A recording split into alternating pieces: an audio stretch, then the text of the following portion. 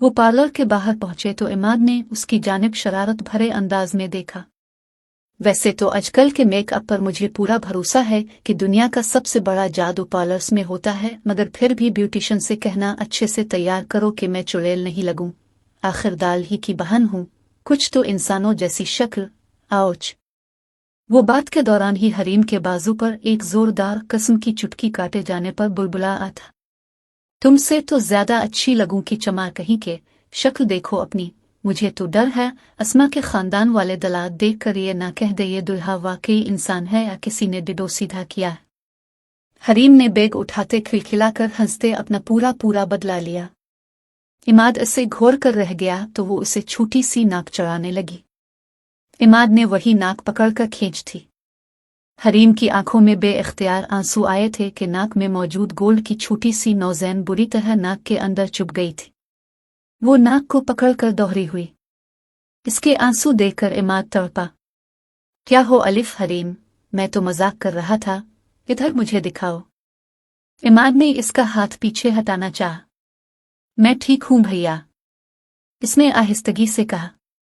भाई की जान, भाई की छोटी सी गुड़िया, अल्लाह ताला करे तुम्हें जिंदगी में कभी कोई आंच तक ना आए। आमीन। भाई तुम पर कभी आंच भी नहीं आने देगा। इमाद ने इसे अपने साथ लगाया और इसके सर पर हाथ रखा। जी जी मुझे मालूम है ये चोंचले इसलिए हो रहे हैं ताकि मैं पापा को आपकी शिकायत ना लगाऊं। हरीम संभली और उसकी उदास शक्ल देखकर अपनी टोन में वापस आई तो वो मुस्कुरा दिया। तुम लगा देना शिकायत, मैं माइंड नहीं करूंगा। इसने सुलह जो लहजा इख्तियार किया तो वो बैग लेकर गाड़ी से नीचे उतरे।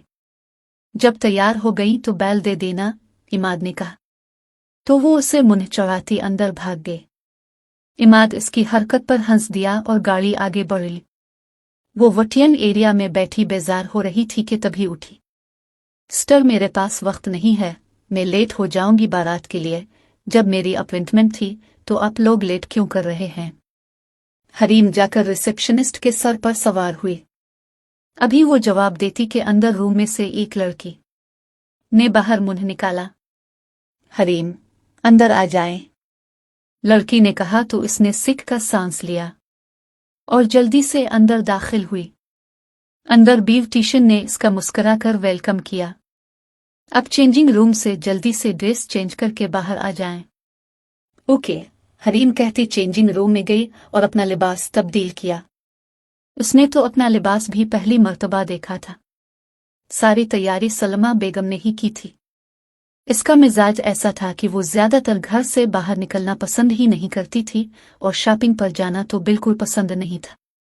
कोई बहुत ही जरूरी काम हो तो फिर ही जाती थी। उसने हैरत से अपने आप को आईने में देखा। मुतनासिब सा नाजुक सरापा, गोरे रंग पर हल्के का मदार लेमन कलर लहंगे में वो आसमान से उतरी हुई प्री ही लग रही थी। वो लिबास बदल कर बाहर आई तो ब्यूटिशियन ने से हैरत से देखा। हरीम कंफ्यूज की होकर अपनी उंगलियां चटखाने लगी। आइए हरीम, ब्यूटिशियन ने सर झटक कर कहा। वो आकर दीवार गिर आईने के सामने चेयर पर बैठ गई। क्या हुआ आपी? आप ऐसे क्यों देख रही थी मुझे? अजीब लग रही हूं इस ड्रेस में। हरीम ज्यादा देर खामोश बैठ ही नहीं सकती थी। अब अपनी कन्फ्यूजन दूर करने को पूछ ही लिया। मैं ये देख रही थी कि ब्राइडल के हिसाब से आपका डर में काफी ज्यादा सिंपल है। ब्राइडल मेकअप तो इस ड्रेस पर सूट ही नहीं करेगा। ब्यूटिशियन की बात पर हरीम अपनी जगह से उछली। व्हाट? आप ही ये क्या कह रही हैं आप? मेरा ब्राइडल नहीं पार्टी मेकअप है। हरीम ने जल्दी से इसकी गलत फहमी दूर करने की कोशिश की। लेकिन excuse me miss, bridal makeover मेरा होना है। अभी वो लोग बात ही कर रहे थे कि पीछे से एक नकचली सी लड़की सुर्ख ब्राइडल ड्रेसेस में आकर तीखे लहजे में बोली। ओके बैठे अब भी। वो लड़की हरीम की साथ वाली सीट पर बैठ गई। ब्यूटिशियन का हाथ तेजी से चलने लगा।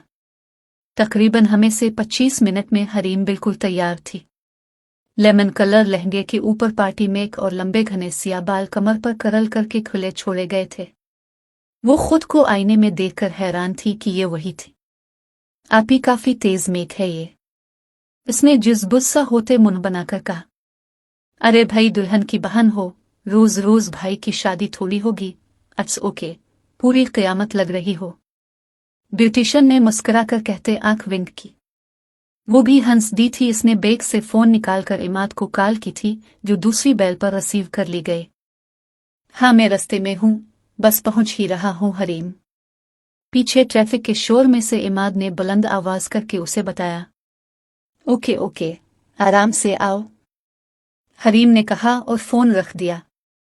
उधर इमाद ने फोन रखा एंड इसी वक्त गाड़ी हिचकोले से खाती अपनी जगह पर जाम हो चुकी थी। क्या मुसीबत है, उसने स्टीयर नग पर हाथ मारा।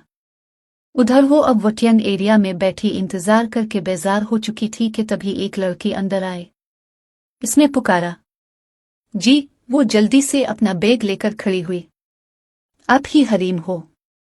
जी जी, बाहर आपके घर वाले आपको लेने आए हैं। ओके। लड़की के इत्तला देने पर वो सर हिलाती पार्लर से बाहर निकली। उधर उधर देखा, इमाद की गाड़ी तो कहीं भी नहीं थी। वो अब परेशानी से अंदर वापसी के लिए मुड़ी ही थी कि महज चंद सातों की देर थी। एक दिन इसके पैरों में चरचराई और इसे दाएं बाएं बाजुओं से दबोचकर वैन में खींच लिया गया। इन लोगों ने हरीम के मुंह से चीख निकलने का मौका तक नहीं दिया था जब एक मोटा कपड़ा रखकर उसकी चीख का गिलदबाद आ गया।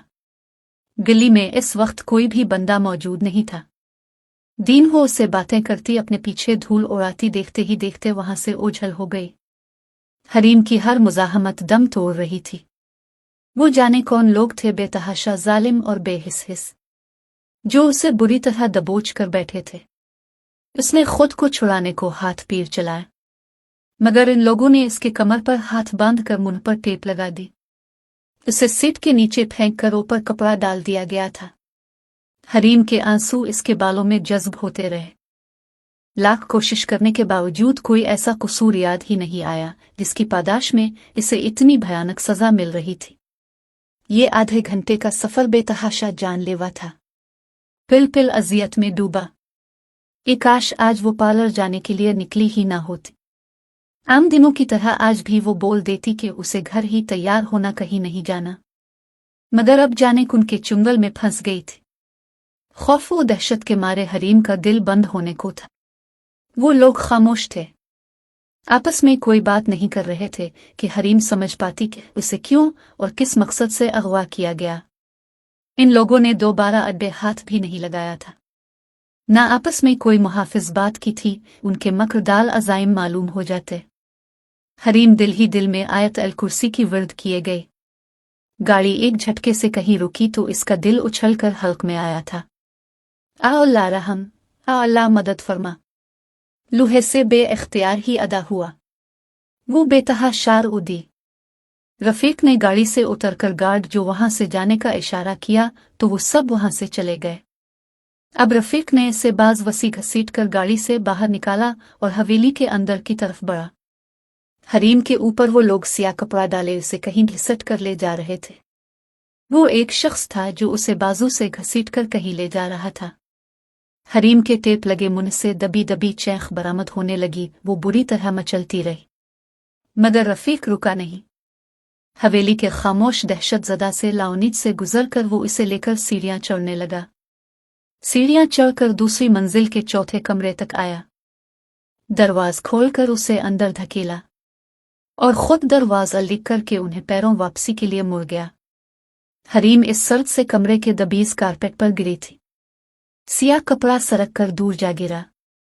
वो तड़प कर सीधी हुई। कमरा काफी आलीशान था और इसमें मिलगजासा अंध तीर था, मगर वो यहाँ क्यों थी ये चीज सोच सोच कर वो पागल हो गई थी। इसने काफी हाथ पीर चलाए मगर अपने बाजवा से मजबूत रस्सी से आजाद न करवा सकी।